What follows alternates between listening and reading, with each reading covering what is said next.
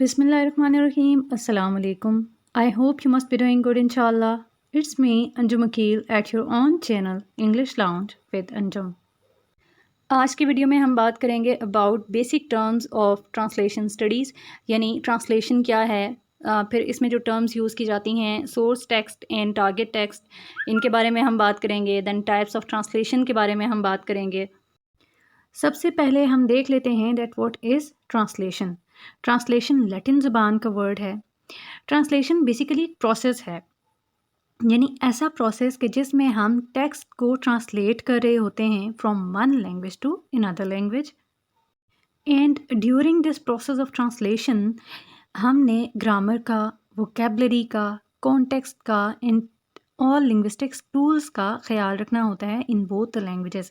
यानी जिस टेक्स्ट की हम ट्रांसलेशन कर रहे होते हैं उसकी भी ग्रामर, वोकेबलरी वगैरह का ख्याल रखना पड़ता है, और जिस लैंग्वेज में हमने इसको ट्रांसलेट करना होता है टेक्स्ट को, हमने उसके भी grammar, vocabulary, each and everything को मद्देनज़र रखना होता है।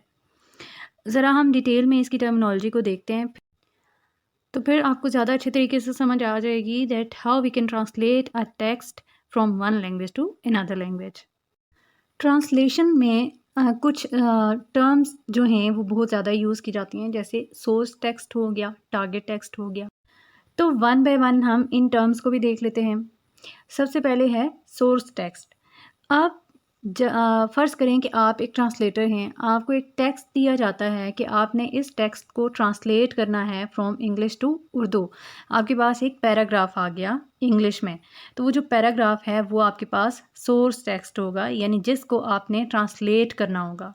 ठीक है, सोर्स टेक्स्ट क्या है कि जो टेक्स्ट आपने ट्रांसलेट करना होता है, यानी जो मटेरियल आपके पास होता है।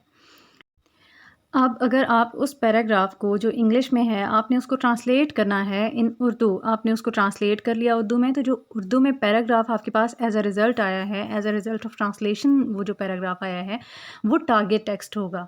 यानी वो टेक्स्ट जिसकी आपने जो आपके पास ट्रांसलेशन के रिज़ल्ट में आया है, जिसकी ट्रांसलेशन करनी है वो सोर्स टेक्स्ट है, जो ट्रांसलेट होकर आपके पास टेक्स्ट आया है वो टारगेट टेक्स्ट है।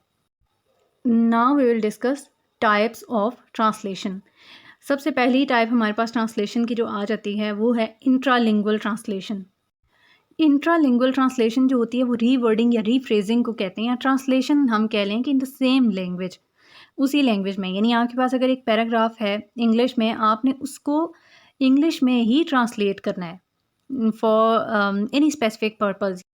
यानी फॉर एग्ज़ाम्पल अगर यहाँ पे हम देखें Ahmad liked this new change, ये हमारे पास सोर्स टेक्स्ट है, यानी हमने इस सेंटेंस को क्या करना है, हमने इसको इंट्रालिंगुअल ट्रांसलेशन इसकी करनी है। तो इंट्रालिंगुअल ट्रांसलेशन के लिए हमने सेम लैंग्वेज यूज़ करनी है, यानी इंग्लिश में ही इसको हमने ट्रांसलेट करना है।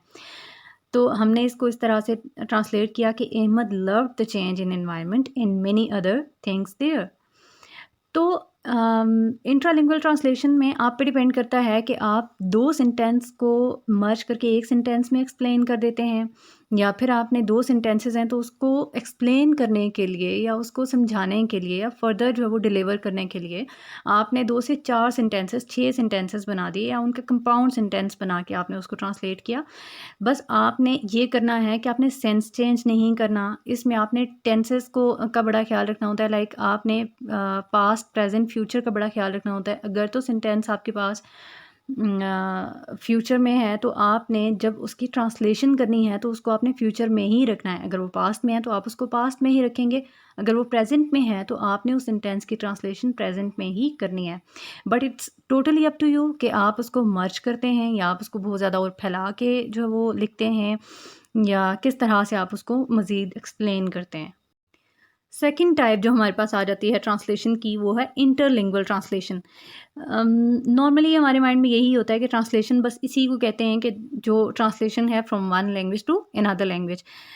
जैसे यहाँ पे मैंने एग्ज़ाम्पल में अब इंग्लिश टू फ्रेंच की एग्ज़ाम्पल ली है। नॉर्मली हम लोग इंग्लिश टू उर्दू करते हैं, इंग्लिश टू हिंदी करते हैं, तो वही हमारे माइंड में होता है कि ये ट्रांसलेशन है, बट हमने इंट्रालिंगुअल भी पढ़ ली। अब ये एक और टाइप हम पढ़ेंगे, तो ट्रांसलेशंस की हमारे पास टाइप्स आ जाती हैं काफ़ी सारी।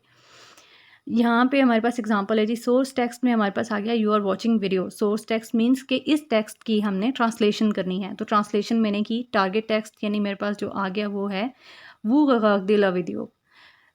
ये फ्रेंच है, यानी कि वो कहते हैं फ्रेंच में यू को, गगागदे मीन्स वॉचिंग। तो अब आपने देखा कि यहाँ पे जब हम ट्रांसलेशन करते हैं तो स्ट्रक्चर भी चेंज हो जाता है अकॉर्डिंग टू लैंग्वेज के। जिस लैंग्वेज में आपने ट्रांसलेट करना होगा टेक्स्ट को, आप उसी लैंग्वेज के स्ट्रक्चर पे चलेंगे, आप उसी लैंग्वेज की वोकेबलरी यूज़ करेंगे, आप उसी लैंग्वेज की ग्रामर यूज़ करेंगे। थर्ड टाइप हमारे पास आ जाती है इंटरसेमियोटिक ट्रांसलेशन। इंटरसेमियोटिक ट्रांसलेशन क्या है कि जिसमें हम टेक्स्ट को ट्रांसलेट करते हैं बाय नॉन वर्बल और वर्बल साइंस। यानी इसमें हम जो वो ज़्यादा साइन लैंग्वेज देखते हैं, इसको हम साइन लैंग्वेज भी कहते हैं। फॉर एग्जांपल अगर एक नॉवल है, वो हमारे पास टेक्स्ट है, हमने इसको ट्रांसलेट किया, दोबारा हमने टेक्स्ट नहीं लिखा बल्कि हमने इसको ट्रांसलेट किया, हमने इसको प्रेजेंट किया एज अ मूवी, ठीक है, या फिर एज अ प्ले अगर आप उसको यानी शो करते हैं, या फिर म्यूज़िक के फॉर्म में अगर आप जो वो उसको ट्रांसलेट करते हैं, मीन्स प्रेजेंट करते हैं, तो वो होगी हमारे पास इंटरसेमियोटिक translation. That's all from my side. That was all about translation, types of translation in different terminologies of translation. I hope कि आपको वीडियो पसंद आई होगी और आपने इससे कुछ नया सीखा होगा. And if it is so, then please like and share the video with your friends. Thank you so much. Allah Hafiz.